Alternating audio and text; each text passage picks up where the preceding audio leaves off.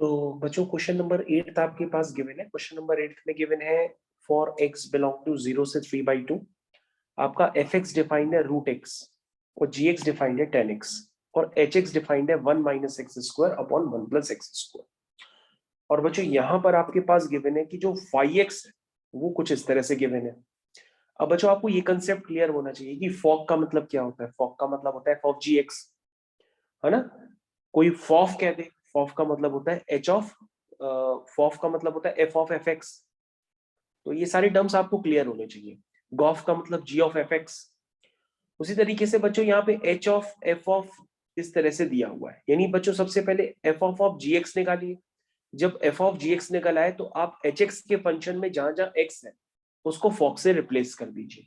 लेकिन पहले बच्चों आपको क्या निकालना, क्या है आपको निकालना पड़ेगा फॉग। फॉग का मतलब होता है f ऑफ gx। तो इस तरह से बच्चों आपके पास ये क्वेश्चन गिवन है। अब बच्चों यहाँ पे क्वेश्चन में क्लियर कट आपके पास fx भी गिवन है, gx भी गिवन है, तो आप f ऑफ gx तो निकाल ही सकते हैं। तो बच्चों जब आप f ऑफ gx निकालेंगे तो वो आएगा √10x, ठीक है। और बच्चों आपको क्या निकालना है, अब आपको निकालना है h of f of gx। इसका मतलब h के अंदर फॉग, इसका मतलब hx में जहां जहां x है उसको फॉग से रिप्लेस कर दीजिए। और बच्चों फॉग आपका क्या है, फॉग आपका है √10x। तो बच्चों इसमें आप क्या करिए, √10x पुट कर दीजिए। जैसे बच्चों इसमें √10x पुट करेंगे तो ये √10x का स्क्वायर हो जाएगा, तो आपके पास कुछ इस तरह से निकल आ जाएगा। आई थिंक यहाँ तक सभी लोगों को क्लियर हो गया होगा कि आप जो एवेल्युएट करना चाहते हैं वो है 1 - 10x अपॉन 1 + 10x।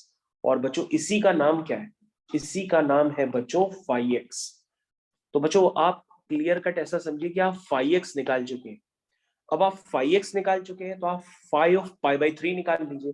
इसका मतलब इस वाले फंक्शन में जहां जहां x है उसको π/3 से रिप्लेस कर दीजिए। जैसे बच्चों आप π/3 से रिप्लेस करेंगे फिर उसको रैशनलाइज वगैरह करेंगे तो आपके पास एक वैल्यू भी निकल के आ सकती है √3 - 2। लेकिन बच्चों जब आप अपने ऑप्शंस चेक करेंगे तो ऑप्शंस में √3 - 2 कहीं पे भी नहीं दिया, इसलिए बच्चों ऑप्शंस के अकॉर्डिंग आपको अपना आंसर टैली करना पड़ेगा।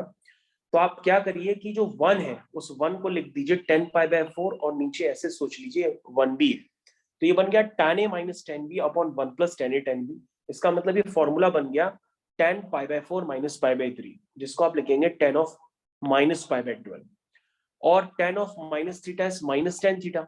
लेकिन अभी भी आप अपने एमसीक्यू चेक करेंगे तो आपका आंसर मैच नहीं करेगा। तो आप क्या काम करिए, आप -tan θ को लिख दीजिए 10 ऑफ π - θ। तो 10 ऑफ π - θ क्या होगा, -tan θ ऑटोमेटिकली आ जाएगा। तो 10 ऑफ π - θ, तो π - θ क्या होगा, थीटा की जगह है π/12। तो 10 ऑफ π - π/12 इज -10π/12। तो 10 ऑफ π - π/12 इज 1011π/12। तो बच्चों जब आप अपना आंसर चेक करेंगे तो आपको आंसर में मिलेगा 10 of 11π/12 and this is your right answer. तो बच्चों क्वेश्चन को जो गिवन है उसी के अकॉर्डिंग ही अप्रोच करनी है।